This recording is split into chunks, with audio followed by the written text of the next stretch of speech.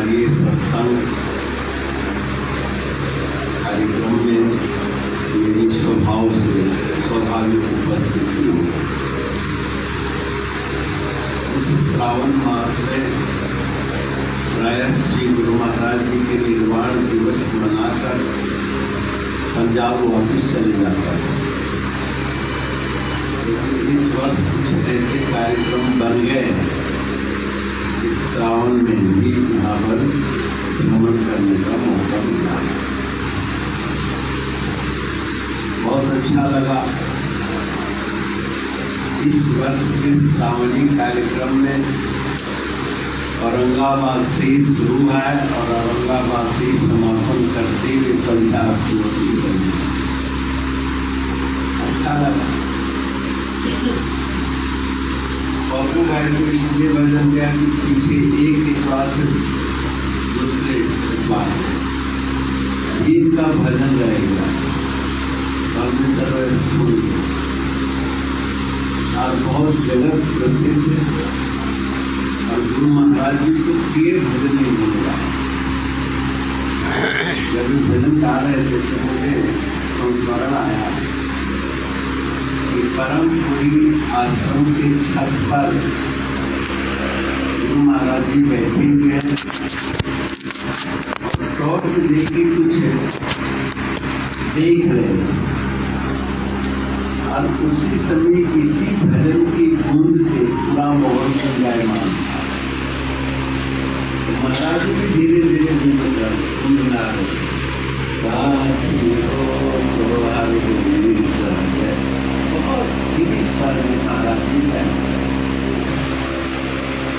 क्योंकि हर इंसान को अपनी मित्रता निभानी चाहिए।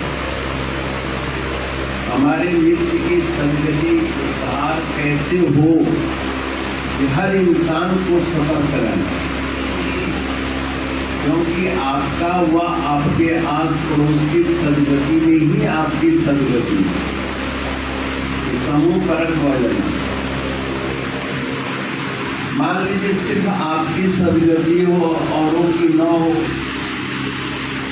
हर कला कलेश में मचा हो पड़ोस में, आपके घर में शांति आएगी।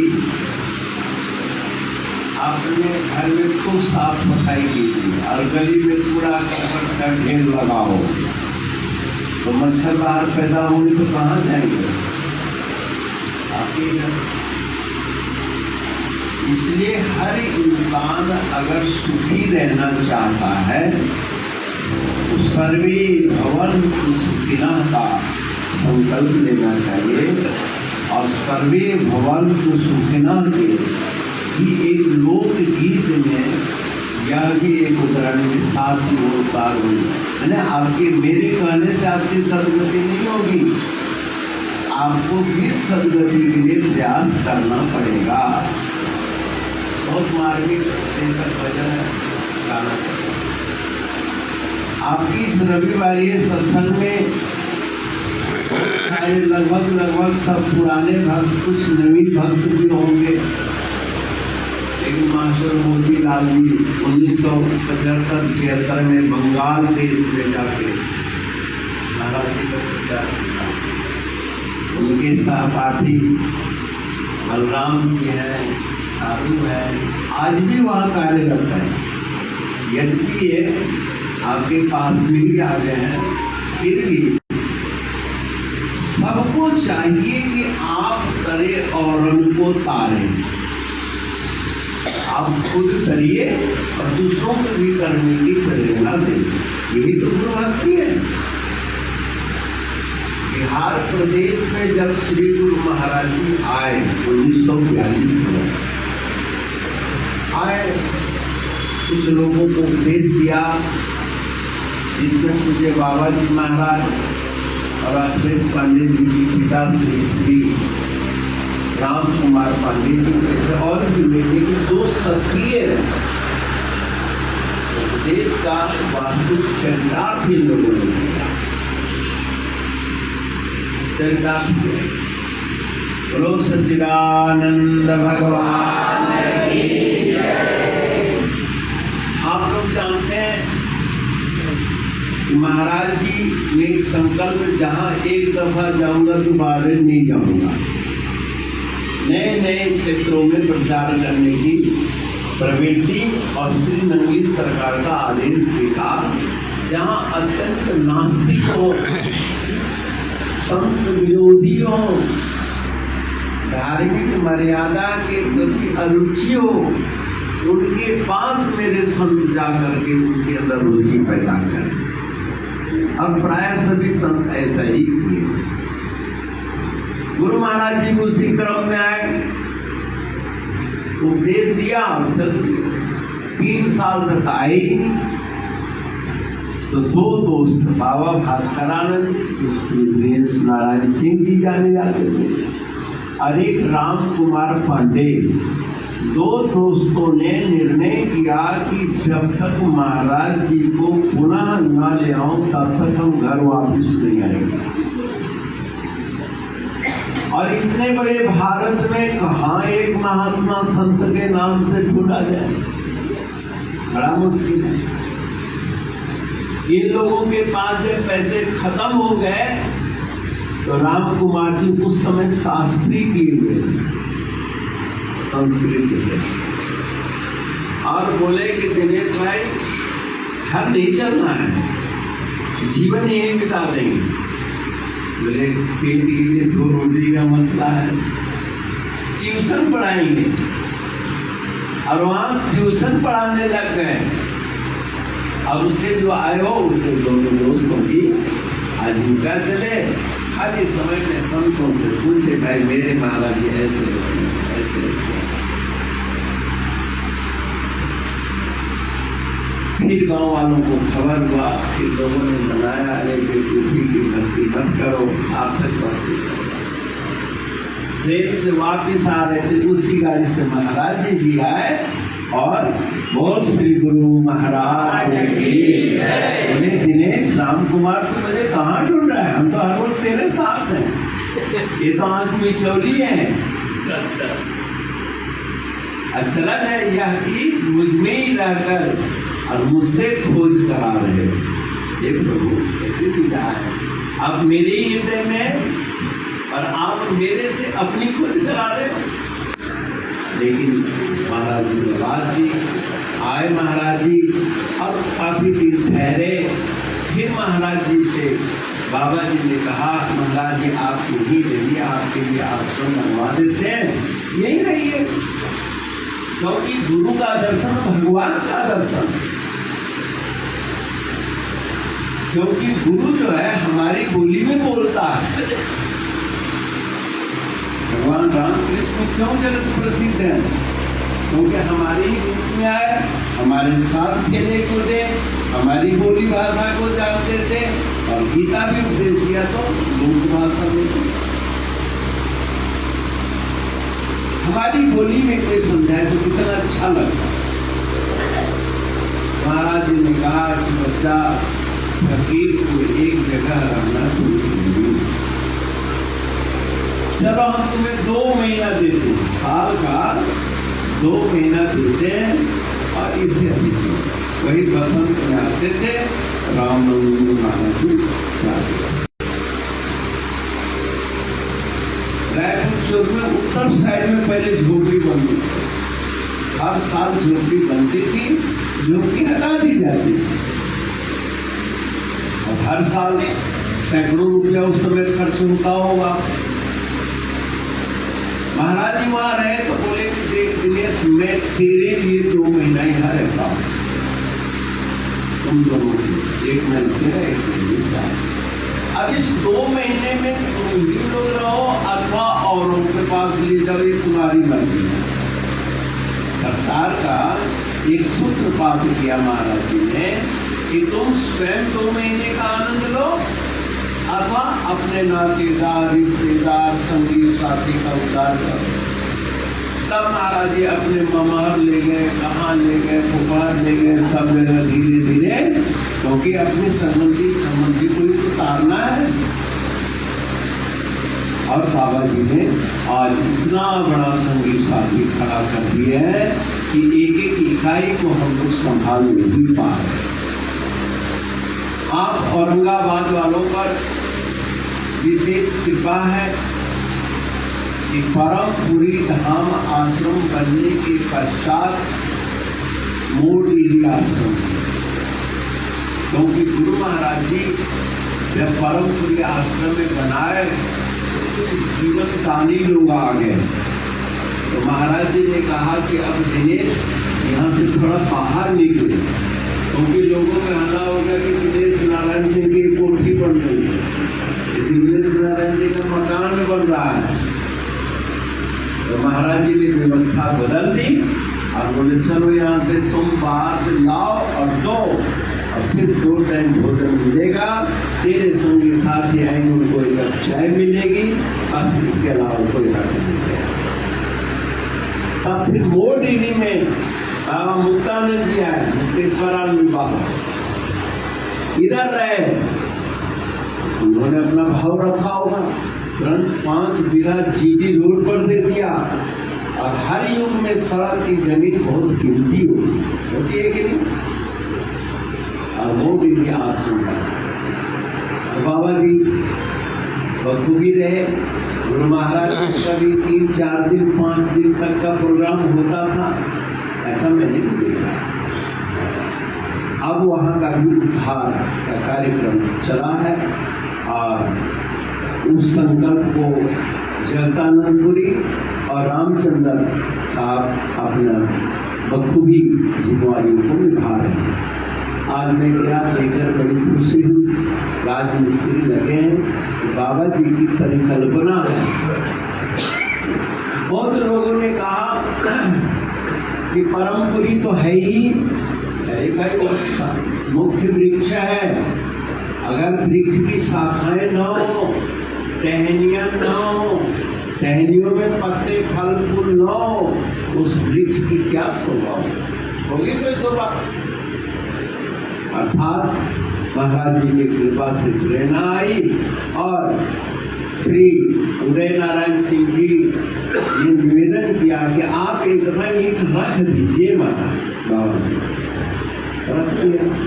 धीरे धीरे बढ़ रहा है।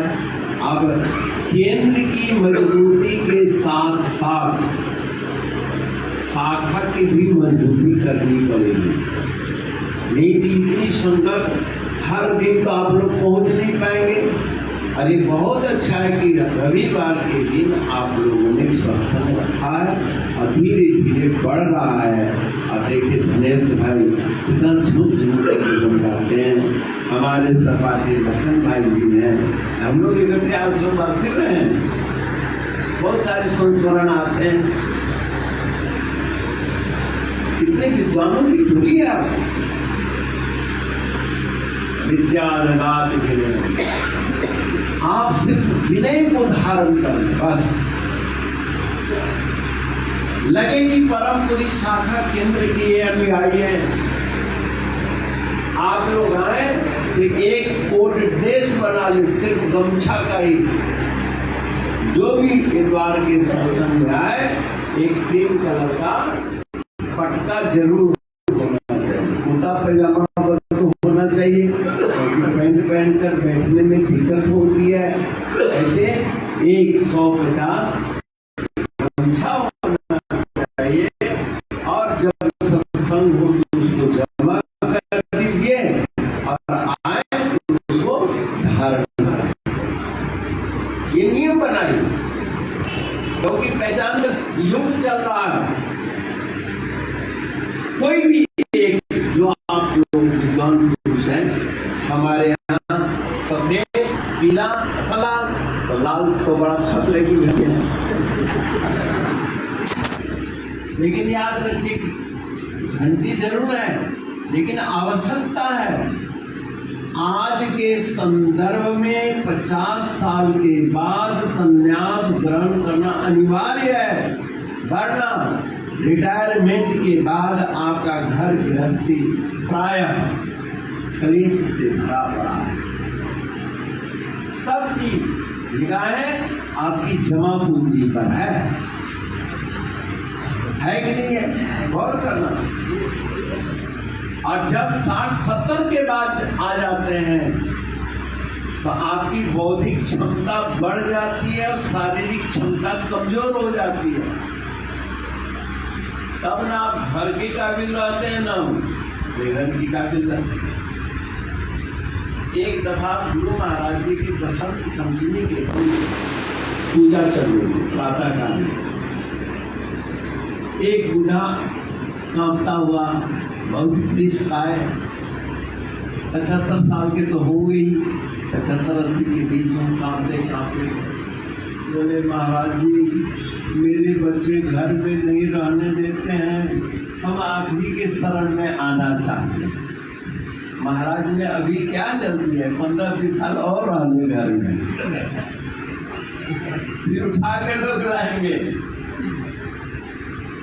इतने में जो सेवादार खड़े थे, अरे बाबा चलो चलो चलो, पीछे नहीं लग रही है। महाराज जी जोर से हंसे, बोले बेटा तेरे घर बच्चे घर में नहीं रहने देते हैं और मेरे बच्चे सामने खड़े नहीं रहने देते हैं। मैं तो अपने बच्चों से लाचार हो, हम अपने सेवादार से लाचार।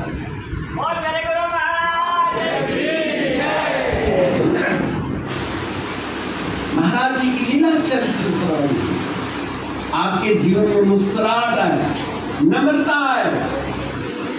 आज हमारे जीवन से विद्या खत्म हो गई है, शिक्षा आ गई है। हम शिक्षक हैं, शिक्षार्थी हैं, विद्यार्थी नहीं है।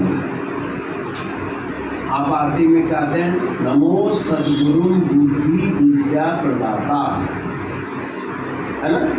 नमो सद्गुरु ज्ञान दाता अनुपम और नमो सद्गुरु बुद्धि विद्या प्रदाता। पंक्ति भेद कर रहा हूं। ज्ञान भी देते हैं, लेकिन इंपॉर्टेंट क्या, बुद्धि और विद्या। विद्या सातों विमुक्त है। विद्या वह है जो तमाम झंझटों से आपको बचा ले, लेकिन बड़ा कठिन है। इसके लिए हम लोगों को इस साप्ताहिकी कार्यक्रम में 5 मिनट के लिए साधना जरूर करनी चाहिए। एक कीर्तन वगैरह करें, प्रवचन भी करें, लेकिन लास्ट में भजन अभ्यास, अंतर अभ्यास होना चाहिए। ये पूज्य बाबा जी को हमने बचपन से देखा। जब मैं 6ठी 7वीं में पढ़ता था तो महीने के एक सोमवार को गढ़वा जाते थे, सत्संग होता था, गुरु मूर्ति के बाद ओम करके 2-3 मिनट का मौन रखते थे ना। शायद आप लोगों को भी याद हो, ये बाबा जी की एक आदत है और उसका बड़ा फायदा। जब मैं आपके बीच में अभी बैठा, एक आपके गुरु भाई में से, नाम नहीं है उसमें, पर मैं जानता हूं, पर जब उन्होंने नाम जो भी रखा है तो हम क्यों बताएं। शब्द और नाद विलय, एक बोला कि महाराज हम लोगों को शब्द बोध कराए और नाद विलय। उस शब्द का प्रूफ देखिए, हमारे यहाँ शब्द को उच्चारण करने के लिए 3 वेद शिक्षा जगत से जुड़े, हर्ष, दीर्घ और प्रूफ। संस्कृत में आता है ये वो अरे संबोधन। तो यहाँ शब्द जो है ध्वनि का मूर्ति है। ध्वनि 2 प्रकार की होती है, एक सगुण ध्वनि, एक निर्गुण ध्वनि। निर्गुण ध्वनि क्या है? जैसे घड़ियाल, घंट, शंख, मृदंग, तबला, नगाड़ा, झाल, टन होता है। इसको क्या कहते हैं? निर्गुण ध्वनि। उस ध्वनि का कोई अर्थ नहीं समझ में आता, जिसका जैसा शब्द हो वैसा सुनाई देने लग जाता है। जैसे चिड़िए की आवाज है, दंड मुंडन कसरत, आलू प्याज अदरक भगवान है ना। तो ये निर्गुण ध्वनि आज हमारे देश या विश्व में निर्गुण भक्ति के नाम पर इतना मारकाट मची हुई है, जिसका कोई हिसाब नहीं। बौद्धिक अशांति है, भावनात्मक अशांति है। क्यों कि उस निर्गुण के प्रति कहीं एक आकृति नहीं, और निर्गुण के नाम पर सभी लोग मनमाना अर्थ गढ़ने में लगे। मनमाना, कोई कुछ किसी की आलोचना क्या। निर्गुण के नाम पर बहुत विवाद है, और उस विवाद का समाधान कौन करे? कोई साकारता है ही। ये विवाद राम के युग में भी एक दफा आया। भगवान श्री राम जब राजगद्दी पर बैठे, अयोध्या जी की गद्दी पर, तो उन्होंने रावण का भी विभत्स व्यवस्था देखी थी राज्य की, राजा बलि की भी विभत्स व्यवस्था देखी थी। और दो प्रबुद्ध बलशाली राजा थे जो चाहे सो कर सकते थे। रावण के राज्य में कुछ श्रृंखलता थी, सुर्पनखा नारी जगत में भी कुछ श्रृंखलता थी, और राज परिवार में भी कुछ श्रृंखलता थी। स्वयं रावण ही कुछ श्रृंखलता, उसका धराशायी करने में राम को बड़ा युद्ध करना। वही द्वंद्व मेरे राज्य में न हो जाए, ये संकेत किया।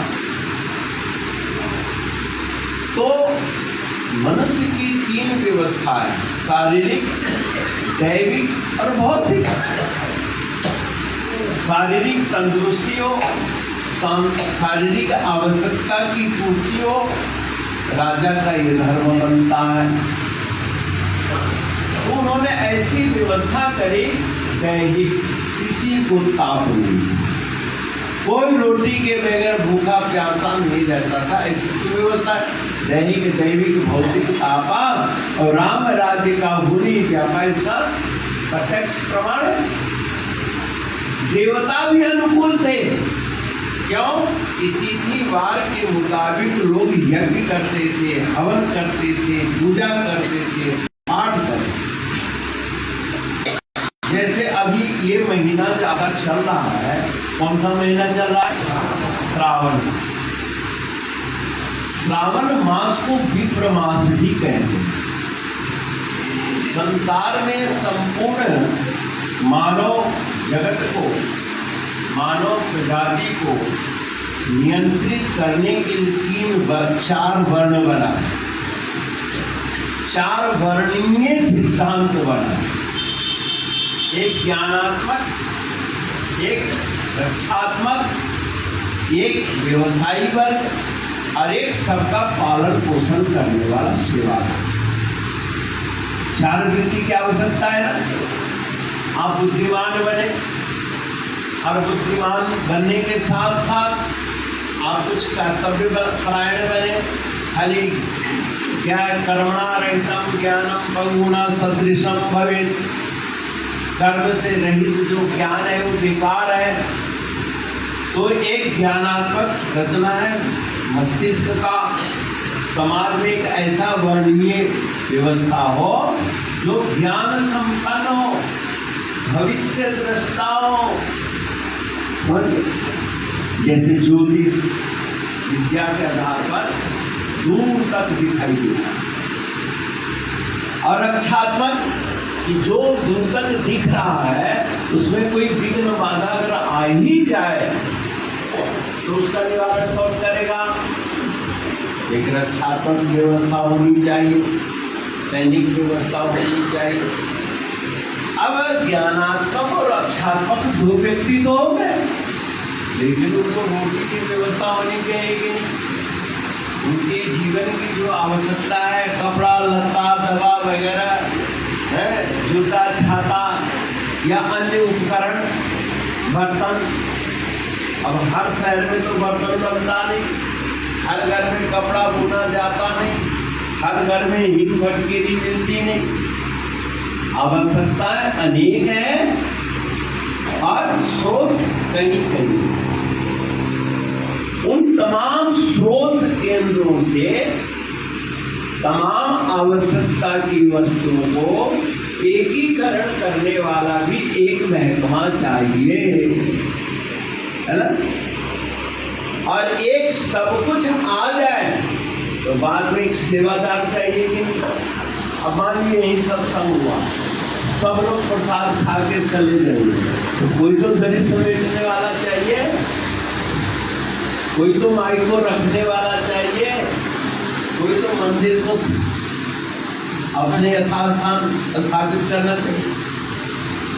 ये 4 वर्ण हैं, अरे वर्णीय कार्य है और आवश्यक कार्य है, इनके बगैर आप व्यवस्था नहीं चला सकते।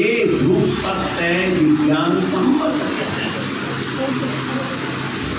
अब 4 वर्णों के लिए 4 महाव्रत का अनुष्ठान रखा।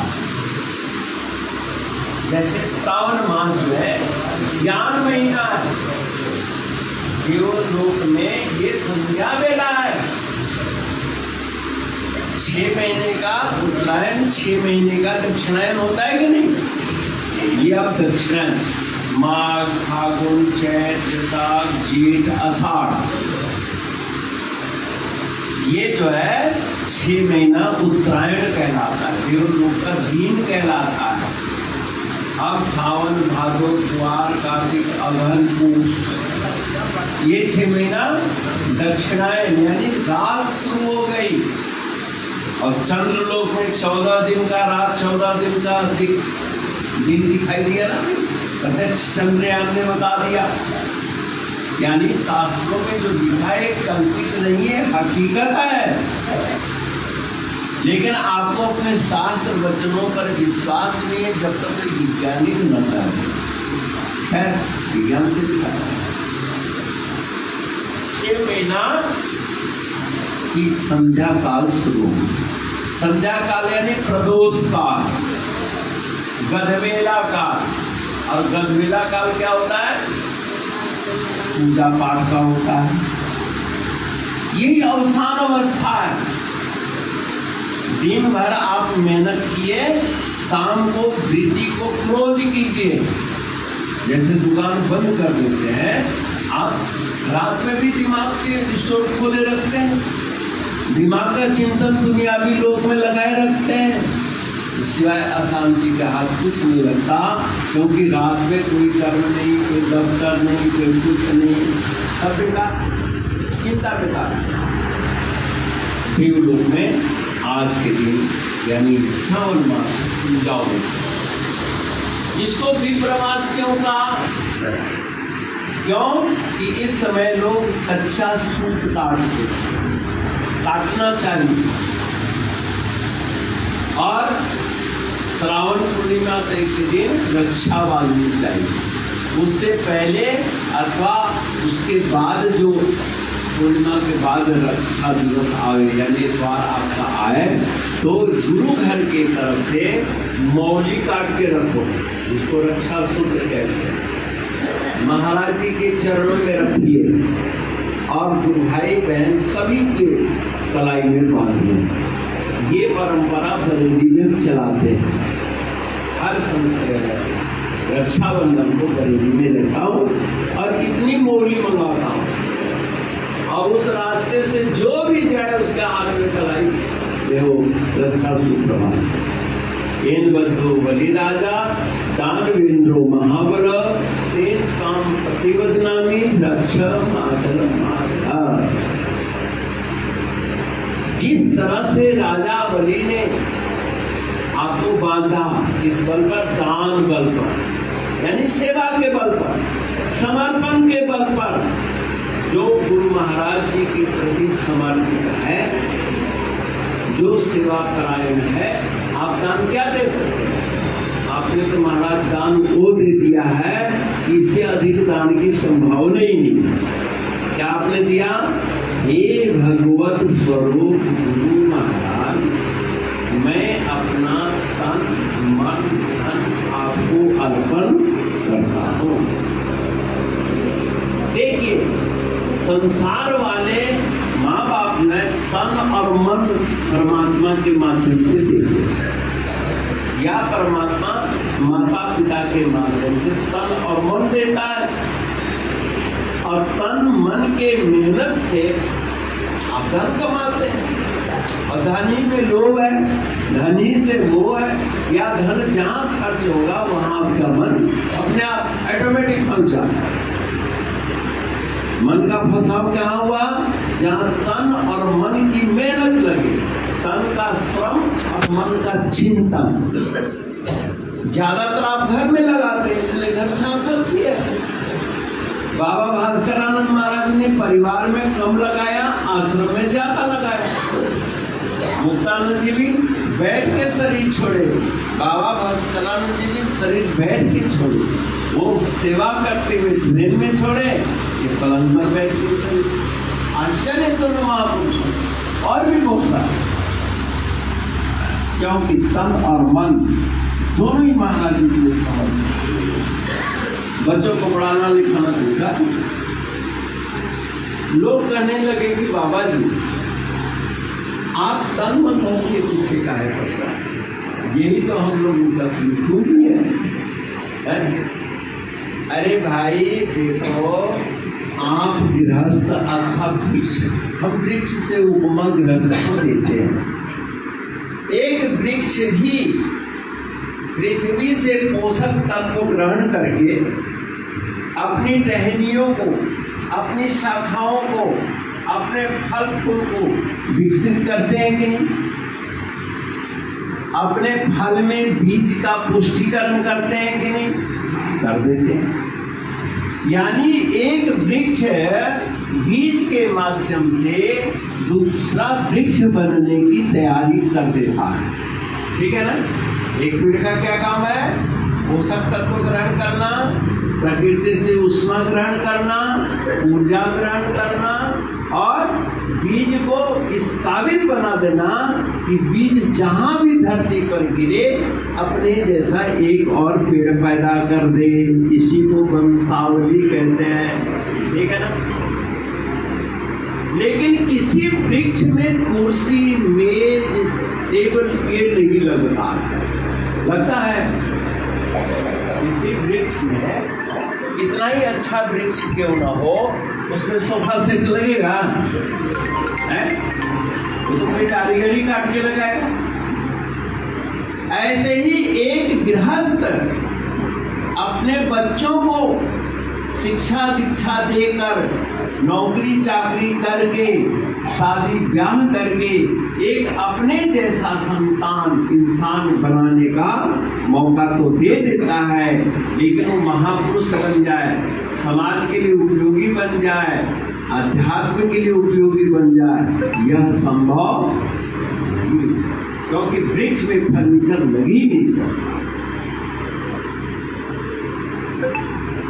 ये आश्रम व्यवस्था इसीलिए बनाई गई थी कि एक ज्ञानात्मक यानी ब्रह्मचर्य आश्रम हो, उसका कर्म क्षेत्र गृहस्थ आश्रम हो, और फिर कर्म के माध्यम से जो अंतःकरण में मलिनता आ गई उसका मार्जन के लिए था वानप्रस्थ, और फिर पुनः जन्म से पहले एक शांत परमहंस वृत्ति थी, सर्वप्रियता थी एक बच्चे के अंदर सरलता के रूप में, वही पुनः स्थापित हो, वही संन्यास आश्रम कहलाता है।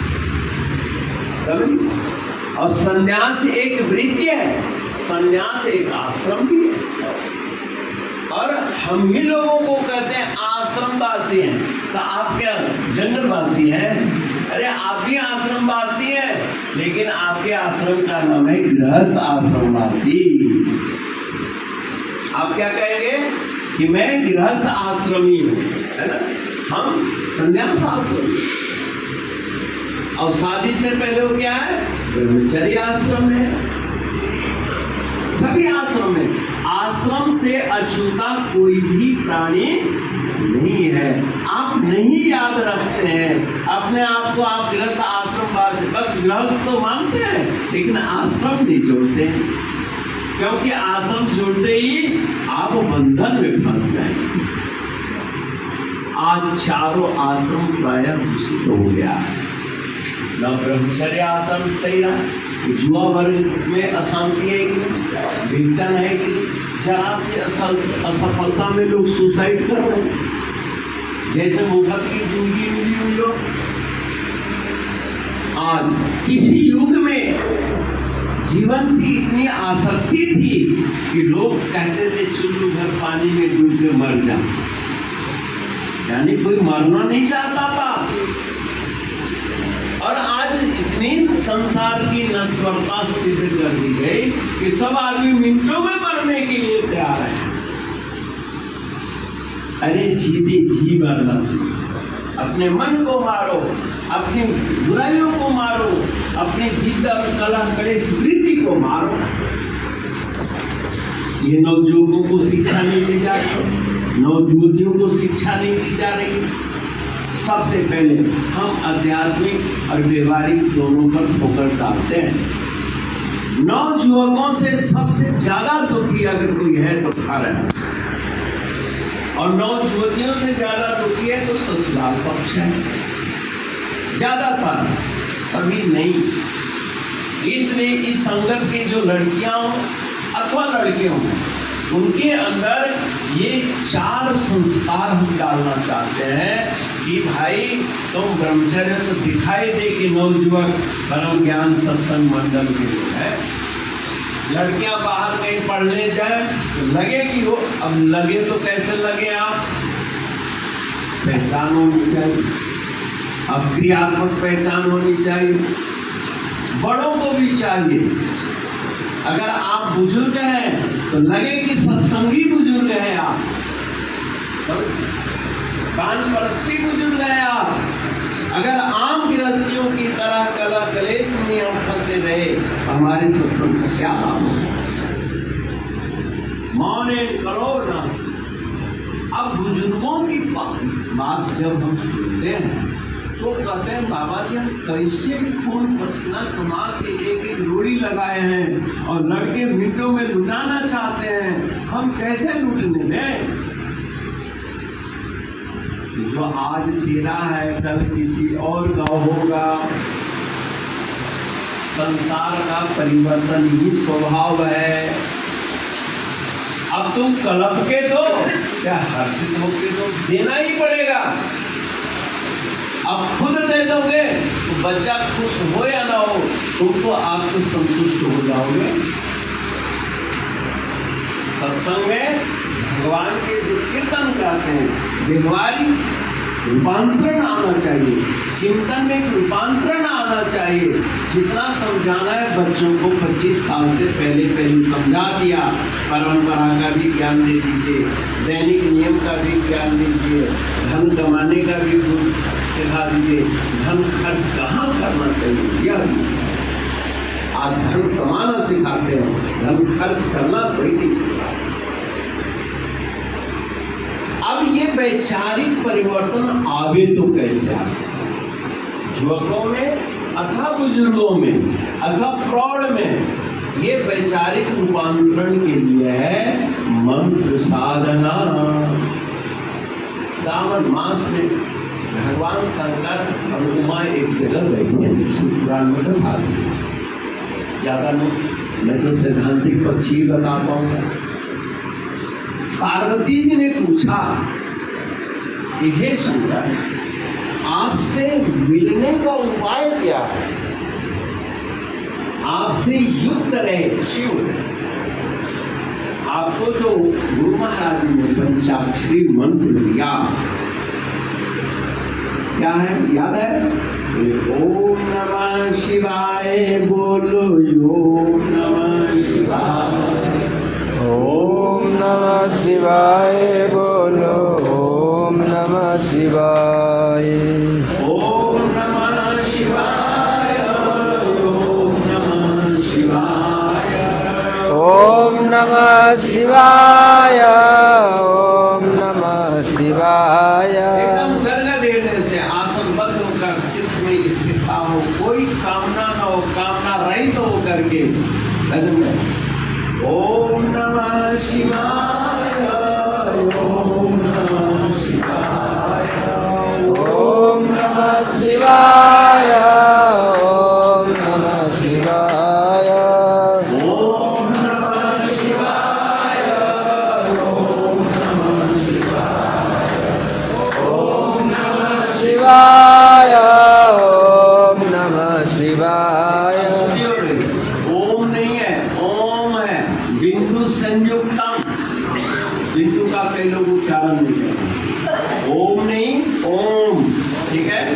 ओम नमः शिवाय। ओम नमः शिवाय। ओम नमः शिवाय। ओम नमः शिवाय। क्या ओम कहेंगे आप तो यहाँ से जुड़ेंगे, और ओम कहिएगा तो चुपकिया जा रखते हैं, ब्रह्मरंध्र का वहां पर ध्वनि जाती है। सतलों का स्थान कहाँ है? सचखंड ये है। भूभुव स्वः म जन तपः सत्यम, तो सतलों को भी गूंज जानी चाहिए। ओम नमः शिवाय। आंख बंद करके बोलते हो।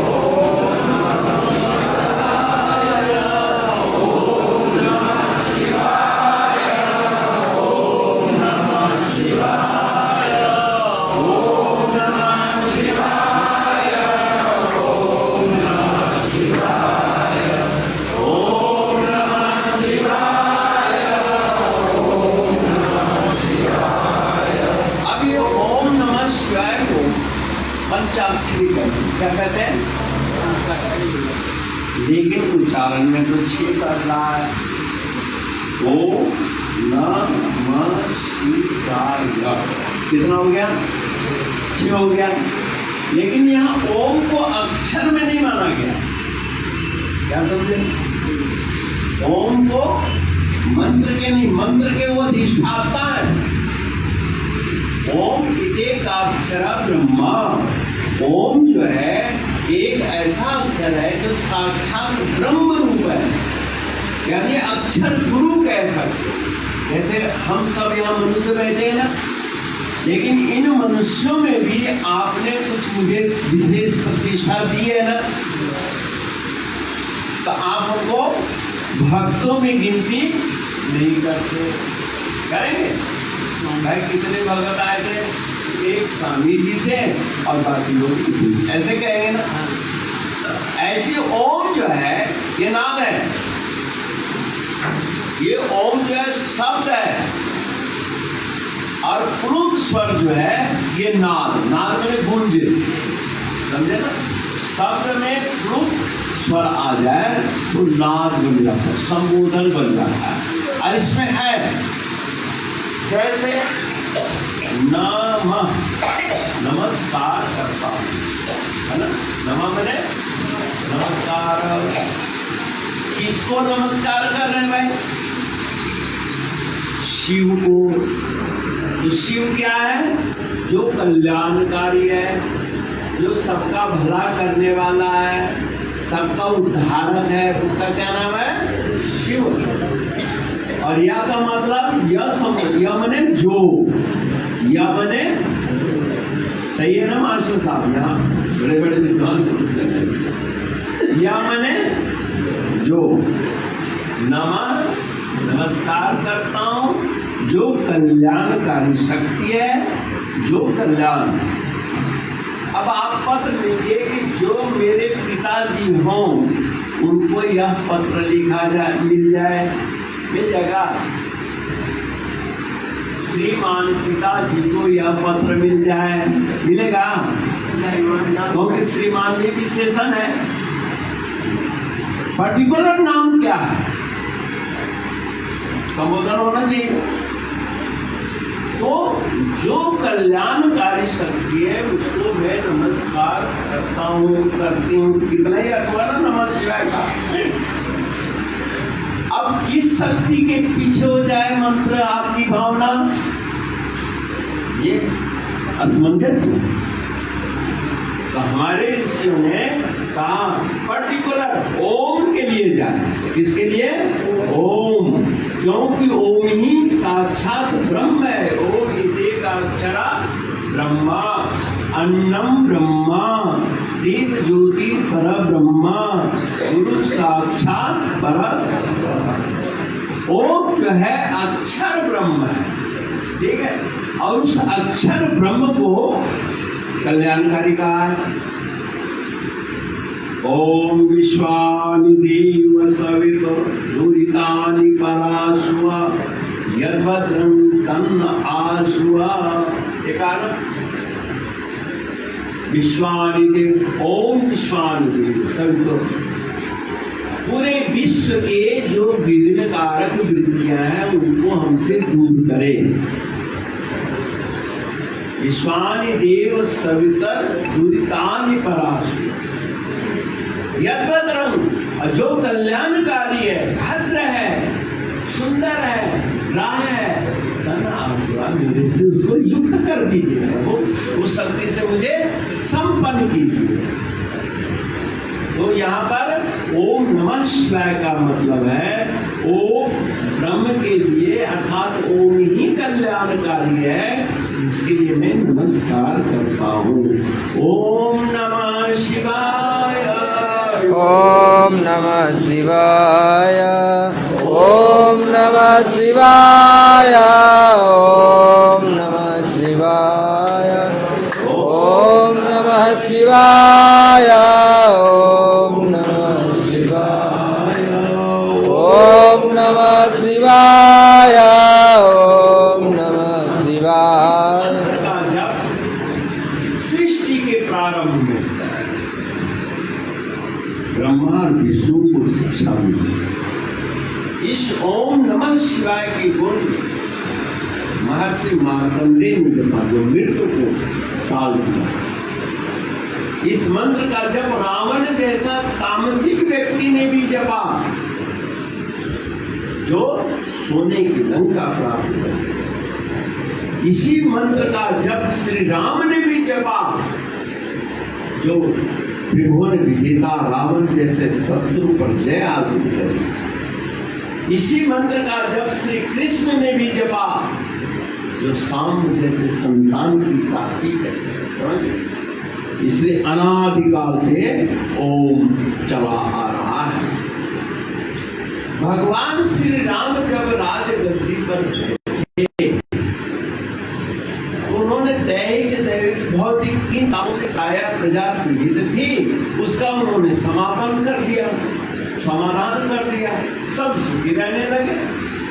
अब जब सब सुखी रहने लगे तो अब सब कहने राम जी ही सबसे बड़े हैं, विष्णु ही सबसे बड़े हैं। शंकर अगर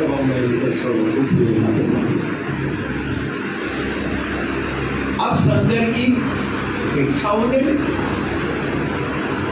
और ये बात मांग जीकर बहुत दिनों के बाद, क्योंकि कोई भी घटना बड़ों के बाद बहुत दूर से फैलती, तब तक अति हो जाती। और ऋषि मुनि ने सोचा कि जरा मैं जिस संघर्ष से इन्होंने सारी विद्या हासिल करी, जिस शंकर की कृपा से रावण का संहार किया, आज उन्हीं का विरोध करवा रहे। राम जी चाहते हैं तभी ना लोग बोलते हैं, और राम जी को मालूम ही नहीं।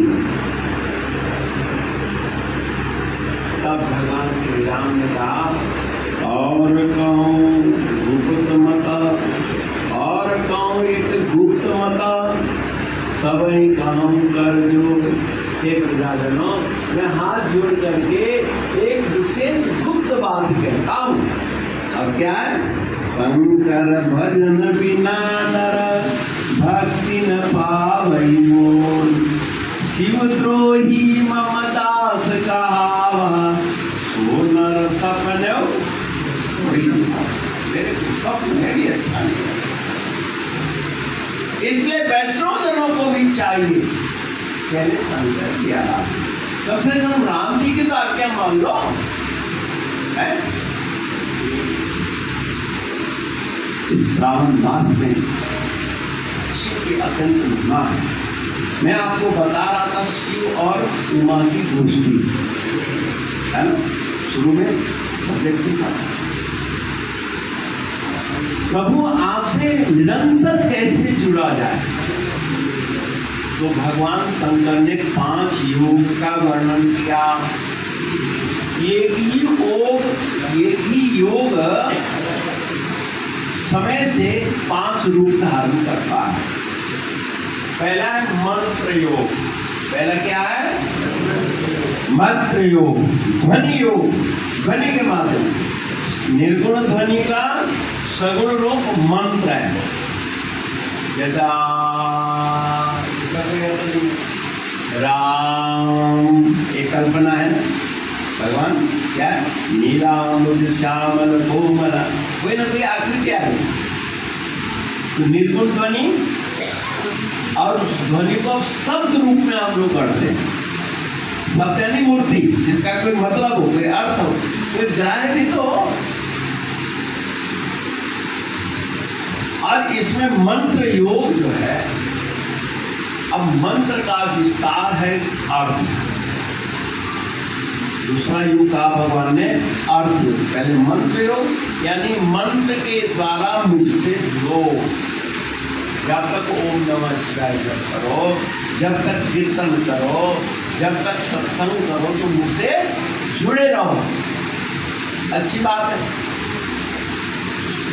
और मंत्र के बाद उस मंत्र का अर्थ क्या है जैसे ओम नमः शिवाय का मतलब समझाया तो अब जपते समय ये अर्थ अपने आप दिमाग में आ जाएगा शंकर नहीं अपितु शंकर की जगह ओम और ओम कौन है ब्रह्मा विष्णु सदा शिव जानत अविवेका बोले जानत अविवेका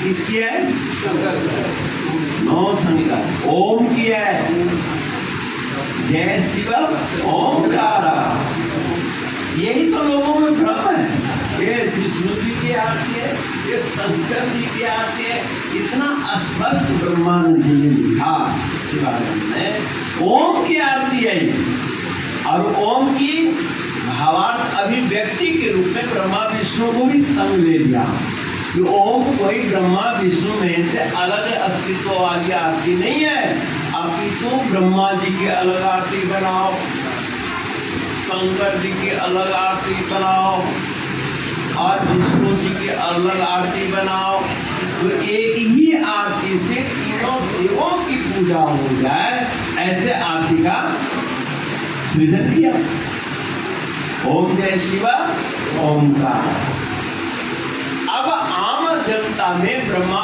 यानी ब्रह्मा विष्णु वैष्णव और शैव ये बड़ा झगड़ा है आपस में विवादित उस विवादित भावना को एकीकरण करने के लिए उस युग दृष्टा विष्णु ने तीनों का एकात्मक आरती कर दी क्या ब्रह्मा विष्णु सदाशिव जानत अविवेका जो इनको अलग अलग अस्तित्व वाला मानता है अलग अलग फल देने वाला मानता है वो कैसा है अविवेकी अभिनु सत्संग विवेक न हो द्वैत में तो विवेक है लेकिन सत्संग में विवेक है और विवेक क्या है प्रणवाक्षर में शोभित ये विवेक है विवेक का योगात्मक चिंतन यही है अब प्रणव किसको कहते हैं ओम को ही प्रणव है इसलिए भगवान शंकर ने कहा कि पहले मंत्र बता देना पहले और बोला जा सकता है हमको आगे भी जाना है बोलो सच्चिदानंद जल्दी जल्दी करते ज्यादा भूमिका नहीं मंत्र योग यानी जैसे बल्ब जो है जब तक बिजली से लगा है तभी तक रोशनी देता है ना आप स्विच ऑफ कर दीजिए तो बंद हो जाता है ये मंत्र योग यानी जब तक साधना के द्वारा शुभ कर्म के द्वारा यज्ञ व्रत के द्वारा तीर्थाटन के द्वारा अब क्या ये जो बोल बम है क्या ये जल चढ़ाने तक ही भक्ति है बाद में फिर मस्त हो जाते वही मोह माया से गिरल वाली नगरिया में चोर बस गए थे बसाना बोला नहीं जहाँ बसते हैं उसमें चोर घुस जाते हैं उजवा के समय में चोर भागे रहते हैं पुलिस है शंकर का चिंतन है, मंत्र का चिंतन है मन में, उस समय सुबह भाग रखी, लेकिन दोपहर के कोने में ही बैठी है ना, क्योंकि सिर्फ मंत्र योग है, क्रिया योग है। हम इसको कहते हैं आरती योग। मैंने इसको समझो, कल्याणकारी शक्ति क्या है। आप खाते हैं, वहां भी कल्याण छिपा हुआ है, आपका स्वास्थ्य भोजन में टिका हुआ है कि नहीं। संवाद कर रहे हैं, कहीं विवाद न हो जाए, वहां भी अकल्याण हो जाए। यानी मंत्र का जब अर्थ योग प्रकाशित हो जाए धरती, तो आपके स्वभाव में स्वभाव से चेंज आए। जैसे कच्चा आम जब परिपक्वता की ओर जाता है, उसकी ऐंठ खत्म होती है कि जो खराबन है थोड़ा नरम पड़ता है कि नहीं, कलर भी चेंज हो जाता है और पीलापन ले लेता है, खट्टापन भी खत्म हो जाता है। भाग इसका जो खटास है ये बड़ा कर्कश होता है, पहले बड़ा कर्कश था, तो बड़ा मधुर होता है। इसका मतलब मंत्र ने अपना अर्थ छोड़ दिया, अर्थ प्रकाशित हो रहा है। तो बंधुओं, जब तक मंत्र आपके चित्त में प्रकाशित न हो, जैसे ए फॉर एप्पल, तो एप्पल के कारण ही ये याद कर रहे हैं, और एयरटेल लिखना हो, ये अभी ये जानता ही नहीं हो, अरे एप्पल वाला ये ऐसे करते हैं, तब उसको एक का बोल होता है। बहुत दिनों के बाद 3-4 साल तक लग जाता है एक ही प्रयोग करने। ऐसी मंत्र का अर्थ भी बहुत लोग जपते हैं। मंत्र दृष्टा, पहले ऋषि लोग कहते थे मंत्र दृष्टा, मंत्र को देखते थे, और हम मंत्र खाली बोलते हैं, दर्शन नहीं होता मंत्र का, क्योंकि उसका अर्थ है जो सगुण रूप है वो आप होगा। और कैसे होगा?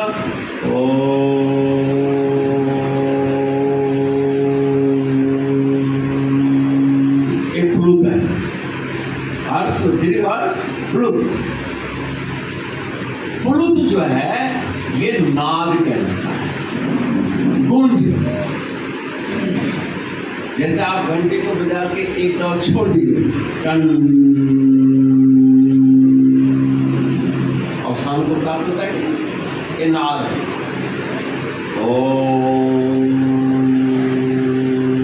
अवसान सचखंड में होना चाहिए। ओम से सो, गुरु महाराज जी ने आपको ओम का और भी सगुण दिया। अजपा जाके सो, श्वास लीजिए तो कंठ खुलता है, शब्द से कंठ खुलता है। जैसे रा कहेगा तो क्या होगा? कंठ खुलेगा ना। और अवसान कब होगा? बंद हो जाए।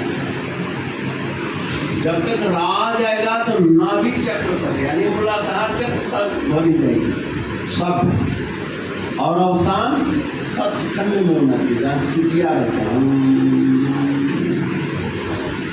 एक जब के साथ एक, इसको कम से कम हम 21 दफा जरूर जपने के लिए कहते हैं। सभी माता बहनों को चाहिए कि आप जो गुरु मंत्र लिए हो, ताकि काहे के लिए लिए ओम नमः शिवाय तो सब जप लिए, अभी उसका भी खुलासा भी कर रहा हूँ, है ना। क्योंकि नाद और शब्द दो चीज। शब्द का गुंज अवस्था ही नाद है, शब्द से नाद कोई भिन्न नहीं है।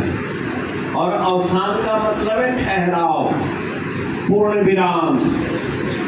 एक ध्वनि का जो लक्ष्य है, एक शब्द का जो लक्ष्य है, उसके बाद पूर्ण विराम लगना चाहिए कि नहीं? क्योंकि चूंकि इतने लोगों को हमें एक साथ देना है। महाराज जी कहते थे प्रवचन बड़ा सबसे कठिन है, क्योंकि हमको नर्सरी वालों को भी समझाना है, हाई स्कूल के नॉलेज वालों को भी समझाना है, BA MA निर्गुण वासियों को भी समझाना है। अब इसलिए हम अपने सत्संग को खंड खंड कर सारा कैसे था, जो जैसा है भाई, सत्संग जो परचूर्ण है, हल्दियो है, ये भी है, वेदांत भी है, कर्म कांड भी है, फलाना भी है, चिंताना भी है, लेकिन सबका लक्ष्यार्थ क्या है? शब्द। शब्द का मतलब निराकार ध्वनि को अक्षर रूप, आकृति रूप। तो भगवान शंकर कहते हैं मंत्र योग, उसके बाद अर्थ योग, उसके बाद भाव योग, तीसरा क्या है? भाव योग।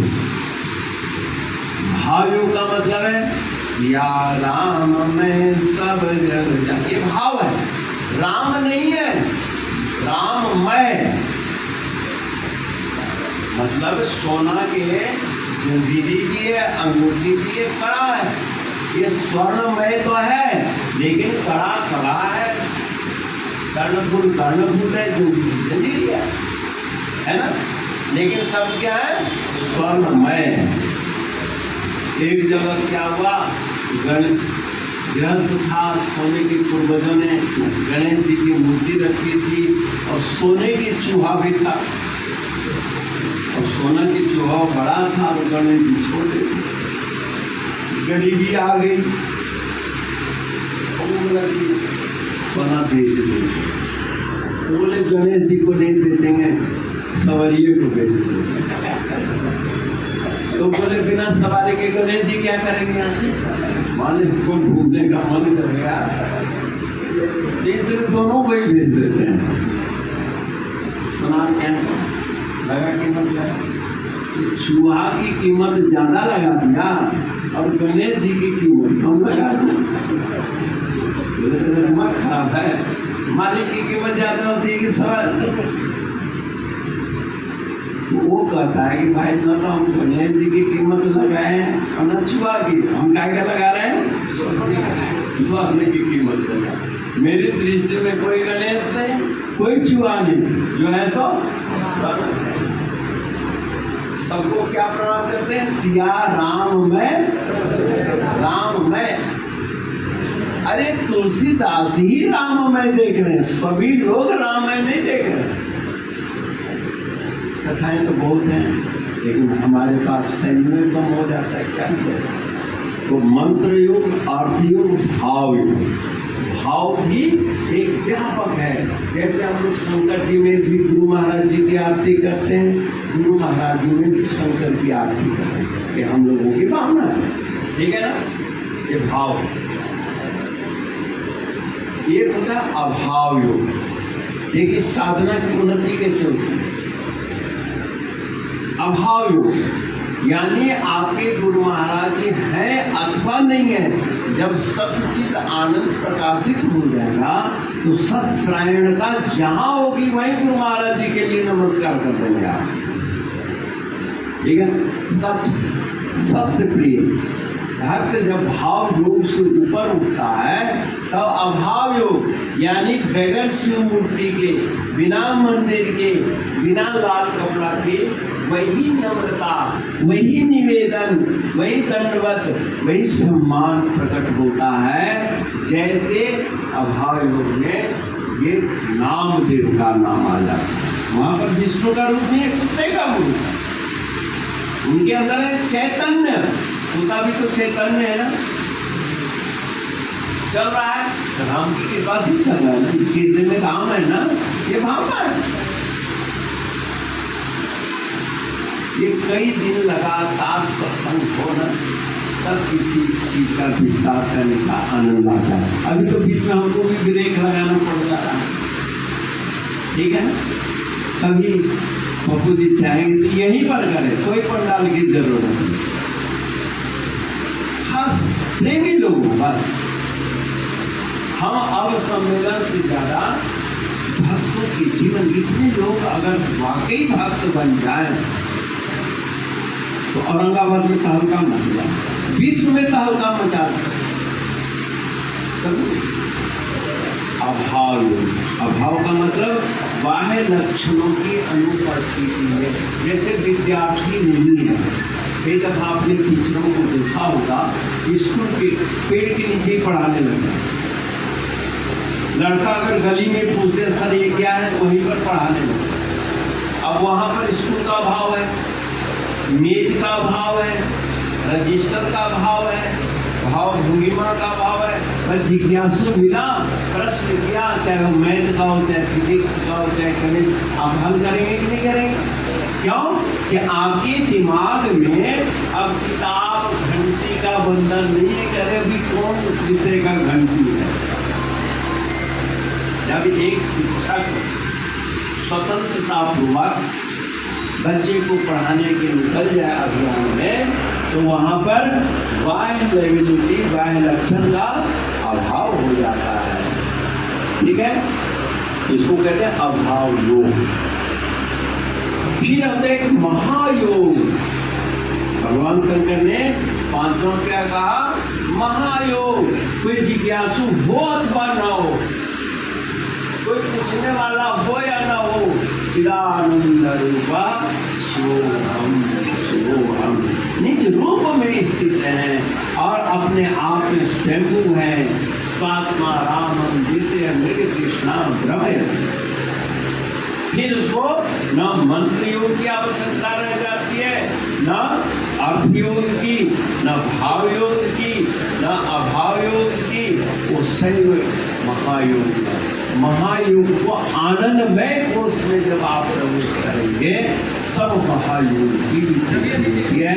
ऐसा भगवान शिव ने कहा है कि श्रावण मास में आप लोग भगवान शंकर की आराधना करें।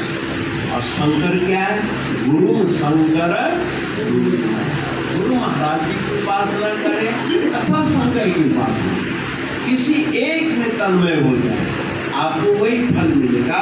क्योंकि गुरु महाराज जी साक्षात शिव थे और आपके यहाँ के ज्योतिषों ने भी महामृत्युंजय कहा और महामृत्युंजय ही शंकर है। जो श्रावण मास ब्राह्मण मास है, ये विप्र मास कहलाता है। तो विप्र मास में ज्ञान की उपासना होनी चाहिए, वेद वेदांत का अध्ययन होना चाहिए।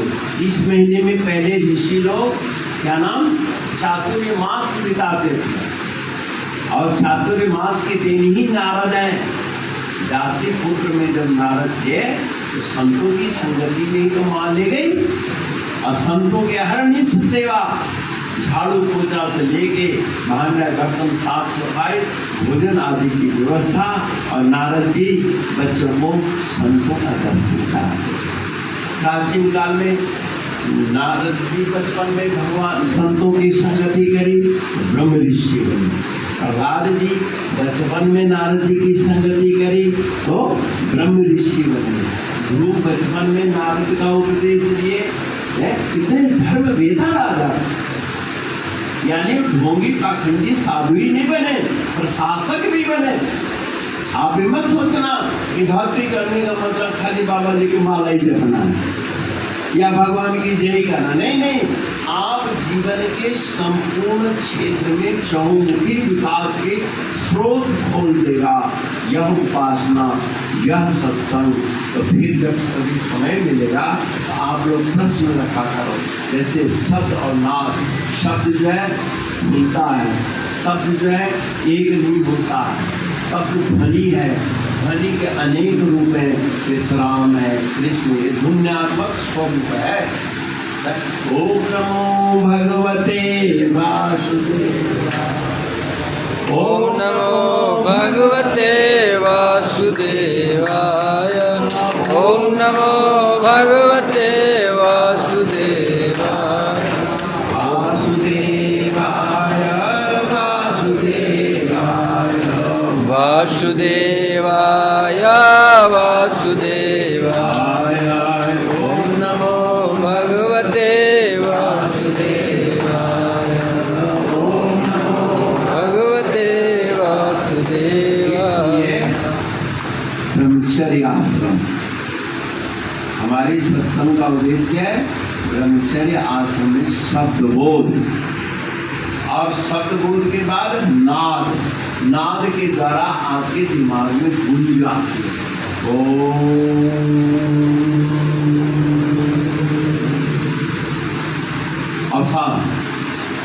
और इसी ध्वनि के साथ जिंदगी का समापन। आप जब असक्त अवस्था में आएंगे तो राम राम नहीं जप पाएंगे, ओम नमो भगवते वासुदेवाय भी नहीं जप पाएंगे, ओम नमः शिवाय भी नहीं, क्योंकि क्रियात्मक मंत्र है, विशेषणात्मक मंत्र है। लेकिन सोहम जो है स्वात्म मंत्र है। देखिए भागवत में सुखदेव जी महाराज राजा परीक्षित को कृष्ण चरित्र सुनाया और आज के भागवतों में गूंजे। लेकिन अंतिम उपदेश क्या किया है? अंतिम उपदेश क्या है? अहम ब्रह्मास्मि। इसका बोल गुरु महाराज जी का सिद्धांत है, ये उपदेश है। कभी भागवत का प्रसंग छेड़ेगा तो आपको अंतिम उपदेश पर बात करेंगे। आज इतना ही। शब्द ध्वन्यात्मक होना चाहिए, नाद अवसानात्मक होना चाहिए, और सोहम ध्वनि सो के साथ नाभि तक स्वर जाता है, और हम जब संज्ञा चटके कंठ बंद होता है तो हम जैसे प्रयाग घंट का अवसान होता है ना ध्वनि के, घंटा का अवसान नहीं होता, ध्वनि का। यानी पहले ब्रीथिंग फैलती है और फिर वो फैलती है। फैलने की क्रिया को शब्द कहेंगे, संकल्प कहेंगे, और फिर आप इसको कभी पहले ओम नमः शिवाय का जप कर लो, या ओम नमः शिवाय 108 दफा जरूर जप करना चाहिए। उसके बाद 21 दफा 31 बार सो हम तक गुण कीजिए। इतना में 5-7 मिनट आपका जरूर लग जाएगा, फिर आपकी पृथ्वी अपने आप शांत हो जाएगी, ऐसी मेरी आशा है। ओम पूर्णमदः पूर्णमिदं पूर्णात् पूर्णमुदच्यते पूर्णस्य पूर्णमादाय पूर्णमेवावशिष्यते। ओम शांति शांति शांति। 3 दफा ओम के साथ अवसान करके ध्यान, जो हमने कहा उसको ओम में ध्यान करो। पूज्य बाबा जी महाराज का यह महाराज जी के प्रचार प्रसार का मुख्य साधन था। आरती पूजा कीर्तन और 2-3 मिनट ध्यान।